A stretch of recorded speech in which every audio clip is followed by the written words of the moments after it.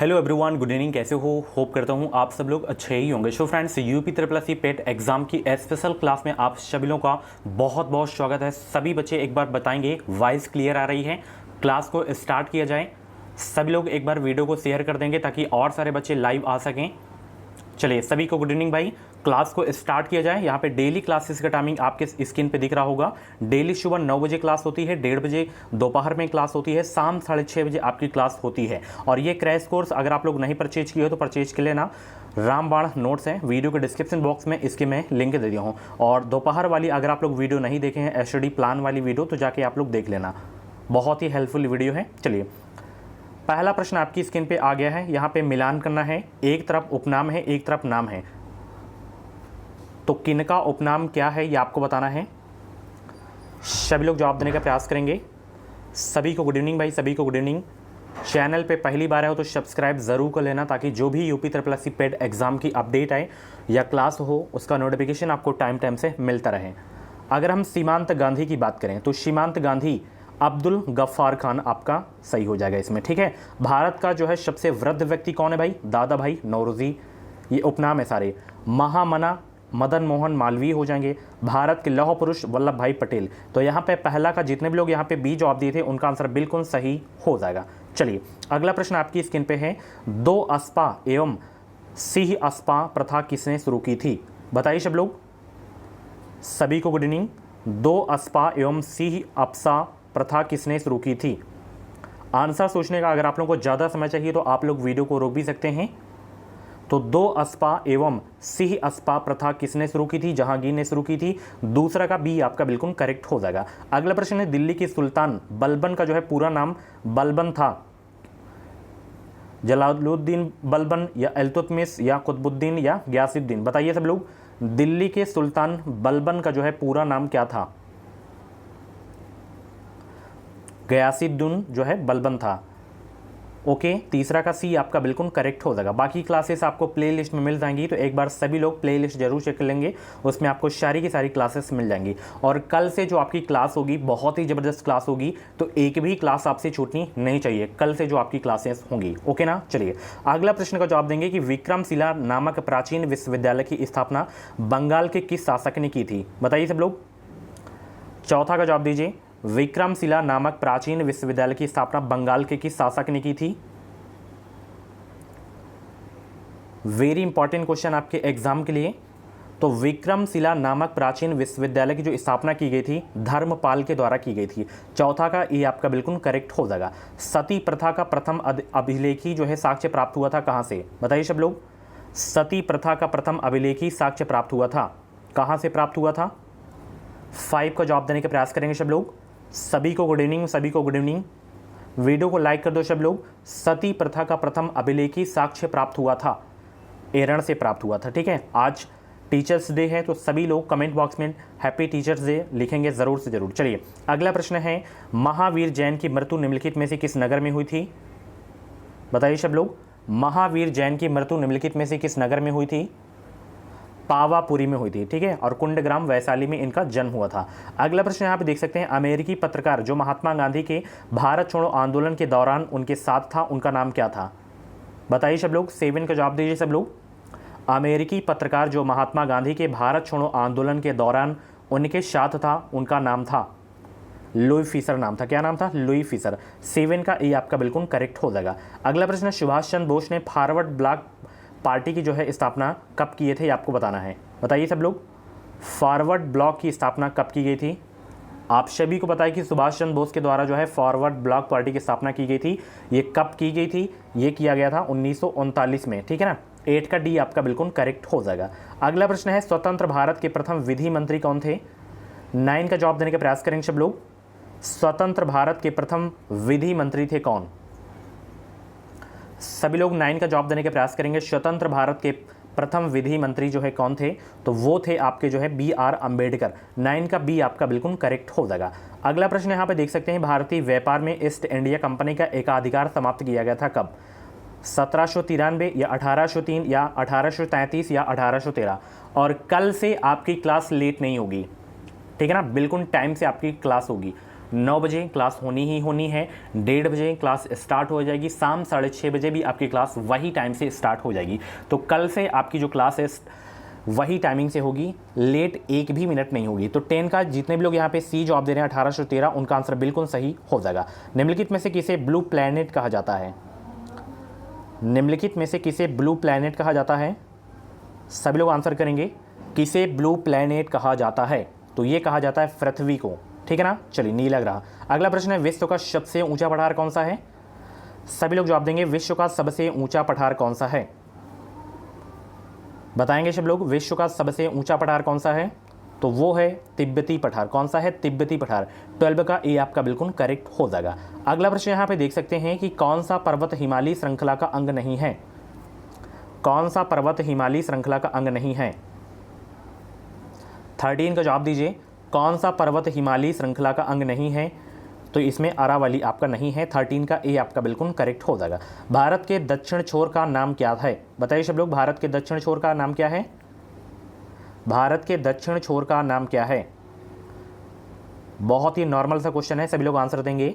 भारत के दक्षिण छोर का नाम क्या है? क्रैश कोर्स की लिंक वीडियो के डिस्क्रिप्शन बॉक्स में है। बहुत ही सिंपल सा प्रोसेस है परचेज करने का, लिंक के थ्रू आप लोग परचेज कर सकते हैं। कुछ भी डाउट से कमेंट बॉक्स में डाउट क्लियर कर सकते हैं। भारत के दक्षिण छोर का जो नाम है वो क्या है? निकोबार द्वीप में स्थित इंदिरा पॉइंट। यहाँ पे सी वाला आपका बिल्कुल करेक्ट हो जाएगा। दो नदियों के बीच उपजाऊ भूमि को कहते हैं क्या? दो नदियों के बीच उपजाऊ भूमि को कहते हैं क्या? बताइए सब लोग, दो नदियों के बीच उपजाऊ भूमि को कहते हैं क्या? उसे कहते हैं दोआब। क्या कहते हैं? दोआब कहते हैं। अगला प्रश्न है, 1 रुपए के नोट पर किसके हस्ताक्षर होते हैं? 1 रुपए के नोट पर किसके हस्ताक्षर होते हैं? 1 रुपए के नोट पर किसके हस्ताक्षर होते हैं? तो भारतीय वित्त सचिव के हस्ताक्षर होते हैं। 16 का यहाँ पे सी वाला आपका बिल्कुल करेक्ट हो जाएगा। अगला प्रश्न का जवाब देंगे सब लोग कि किसान क्रेडिट कार्ड योजना प्रारंभ किया गया था किस वर्ष में? बताएंगे सब लोग, किसान क्रेडिट कार्ड योजना का प्रारंभ किया गया था वर्ष, किस वर्ष में प्रारंभ किया गया था? वेरी इंपॉर्टेंट क्वेश्चन है। 1998 99 में जो है किसान क्रेडिट योजना को जो है प्रारंभ किया गया था। 17 का सी आपका बिल्कुल करेक्ट हो जाएगा। केंद्र सरकार के राजस्व का मुख्य स्रोत क्या है भाई? केंद्र सरकार के राजस्व का मुख्य स्रोत क्या है? सभी बच्चे आंसर करेंगे। 18 का राइट आंसर क्या हो जाएगा? केंद्र सरकार के राजस्व का मुख्य स्रोत क्या है? वस्तु एवं सेवा कर है, ठीक है ना। 18 का डी आपका बिल्कुल करेक्ट हो जाएगा। भारत में दशमलव मुद्रा प्रणाली कब से शुरू हुई थी? भारत में दशमलव मुद्रा प्रणाली कब से शुरू हुई थी? ये अप्रैल 1957 में शुरू हुई थी। 19 का ए आपका बिल्कुल करेक्ट हो जाएगा। अगला प्रश्न यहाँ पे देख सकते हैं, नई अर्थव्यवस्था विकास नीति के अंतर्गत 18 जनवरी 2017 को डॉट में उद्यमिता विकास योजना यानी कि EDS का शुभारंभ किया गया था। कहाँ किया गया था ये आपको बताना है। न्यू दिल्ली या गुजरात या मिजोरम या उत्तर प्रदेश? सभी लोग 20 का जवाब देने का प्रयास करेंगे। इसका शुभारंभ किया गया था कहाँ? तो इसका शुभारंभ मिजोरम में किया गया था। 20 का बी आपका बिल्कुल करेक्ट हो जाएगा। निम्न में से कौन सा संशोधन अधिनियम मिनी संविधान माना जाता है? वो कौन सा संविधान संशोधन अधिनियम है जिसे मिनी संविधान माना जाता है? तो वो है आपका 42वां संविधान संशोधन अधिनियम 1976। 21 का सी आपका बिल्कुल करेक्ट हो जाएगा। किस संविधान संशोधन अधिनियम द्वारा संपत्ति का अधिकार मूल अधिकार नहीं रहा? बताइए सब लोग, किस संविधान संशोधन अधिनियम द्वारा संपत्ति का अधिकार मूल अधिकार नहीं रहा? तो वो है आपका 44वां संशोधन अधिनियम दो, ठीक है। यहाँ पे 22 का ए आपका बिल्कुल करेक्ट हो जाएगा। अगला प्रश्न यहाँ पे देख सकते हैं, भारतीय संविधान के निम्नलिखित में से किस भाग में सामाजिक एवं आर्थिक लोकतंत्र को सुनिश्चित किया गया है? बताइए। 23 का जवाब दीजिए सब लोग। भारतीय संविधान के निम्नलिखित में से किस भाग में सामाजिक एवं आर्थिक लोकतंत्र को सुनिश्चित किया गया है? तो ये किया गया है राजनीति के निर्देशक सिद्धांत में, ठीक है ना। यहाँ पे आपका जो है सी वाला बिल्कुल करेक्ट हो जाएगा। अगला प्रश्न है, लोकतंत्री विकेंद्रीकरण का आशय है, लोकतंत्री विकेंद्रीकरण का आशय है संघीय सरकार, लोकतंत्री सरकार या संसदीय सरकार या स्थानीय सरकार? तो यहाँ पे 24 का डी आपका बिल्कुल करेक्ट हो जाएगा, स्थानीय सरकार। बहुत अच्छे। चलिए, अंतिम अपीली न्यायालय कौन सा है? बताइए, अंतिम अपीली न्यायालय कौन सा है? सभी लोग 25 को जवाब देंगे। अंतिम अपीली न्यायालय कौन सा है? तो वो है आपका उच्चतम न्यायालय। कौन सा है? उच्चतम न्यायालय। बहुत अच्छे। ध्वनि नहीं गुजर सकती है किससे? जल से, वायु से, स्टील से या निर्वात से। तो बताइए ध्वनि किससे नहीं गुजर सकती है? 26 का जवाब देने के प्रयास करेंगे। होप करता हूँ वॉइस सब क्लियर आ रही होगी। एक्चुअली अभी प्रॉब्लम चल रही थी तो अब प्रॉब्लम दूर हो गई है। अब आपकी वॉइस थोड़ा तेजी आएगी।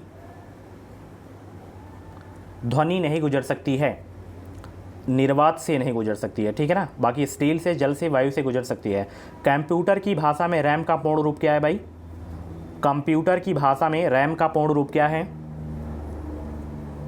आर का मतलब है रैंडम, ए का मतलब है एक्सेस, एम का मतलब है मेमोरी, यानी कि रैंडम एक्सेस मेमोरी आपका बिल्कुल करेक्ट आंसर हो जाएगा। 27 का बी आपका बिल्कुल करेक्ट होगा। निम्नलिखित में से कौन सा एसिड चींटी के कांटे में मौजूद होता है?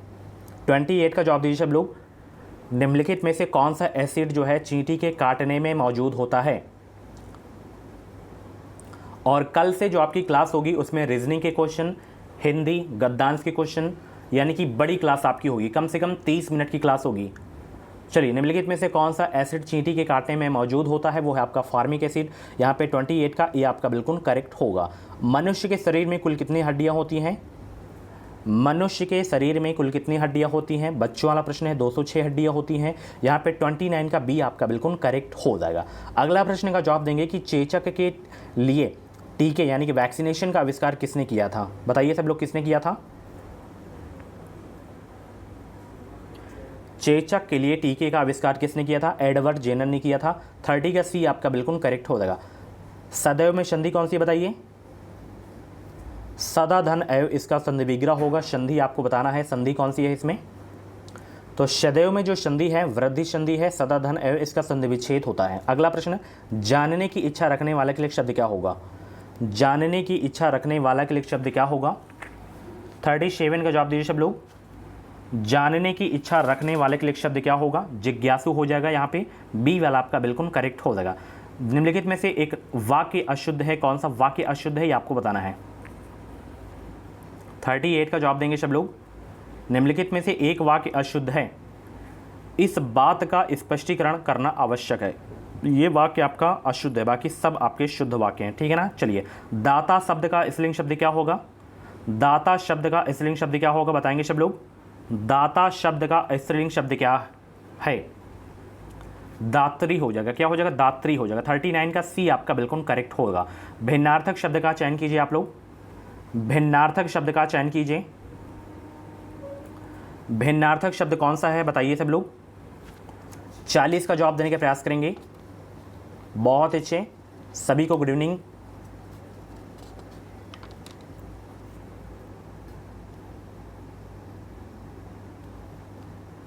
तो यहाँ पे इसमें जो आपका भिन्न है ये अनिल है आपका, ठीक है ना। बाकी एक दूसरे के पर्यायवाची हैं, ठीक है ना। तो यहाँ पे आपका बी वाला बिल्कुल करेक्ट हो जाएगा। वेरी इंपॉर्टेंट क्वेश्चन था आपके एग्जाम के लिए। चलिए,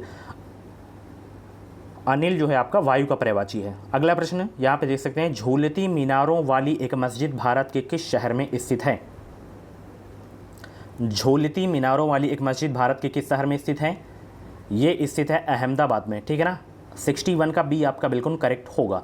अगला प्रश्न, माई कंट्री माई लाइफ नामक पुस्तक के लेखक कौन है? माई कंट्री माई लाइफ नामक पुस्तक के लेखक कौन है?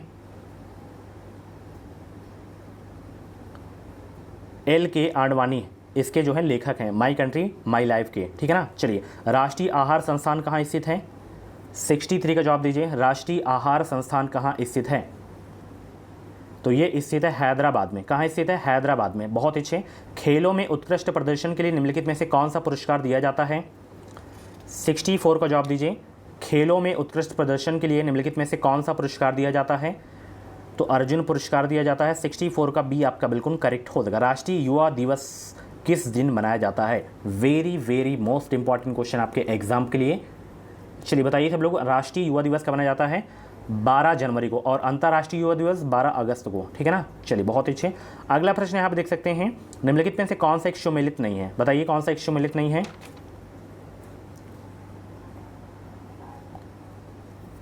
देखिए, इसमें रविशंकर का संबंध सितार से है, एंड R.K. नारायण उपन्यासकार हैं, कैफी आजमी कवि हैं, M.F. हुसैन यहाँ पे तबला वादक दिया गया जो कि ये एक चित्रकार थे। तो ये आपका सही हो जाएगा, ठीक है ना। यही आपका सुमेलित नहीं था। गोवा की जो है स्वीकृत राजभाषा कौन सी है? गोवा की स्वीकृत राजभाषा कौन सी है? तो वो है कोंकणी। कौन सी है राजभाषा? कोंकणी। 67 का ये आपका बिल्कुल करेक्ट हो जाएगा। अगला प्रश्न, ओटावा किस देश की राजधानी है? ओटावा, तो ओटावा जो है कनाडा की राजधानी है। 68 का सी आपका बिल्कुल करेक्ट हो जाएगा। निम्नलिखित में से किसमें विधानसभा नहीं है? पौंडीचेरी में है, दिल्ली में है, गोवा में है, लक्षद्वीप में नहीं है विधानसभा। अगला प्रश्न, भारत में लोकनायक की पदवी के साथ कौन संबंधित हैं? लाला लाजपत राय, बाल गंगाधर तिलक, जयप्रकाश नारायण या मदन मोहन मालवीय। तो भारत में लोकनायक की पदवी के साथ कौन संबंधित हैं? वो संबंधित है आपके जयप्रकाश नारायण। 70 का सी आपका बिल्कुल करेक्ट हो जाएगा। सो फ्रेंड्स, ये थी आज की क्लास। कैसी लगी क्लास? कमेंट बॉक्स में अपना फीडबैक जरूर देना और ऐसी ही डेली क्लासेस देखने के लिए एजुकेशन विसाइल यूट्यूब चैनल को सब्सक्राइब करें ताकि जो भी अपडेट है वो अपडेट आपको सबसे पहले एजुकेशन विसाइल यूट्यूब चैनल के माध्यम से मिल सके। चलिए मिलते हैं कल की क्लास में। Thank you so much.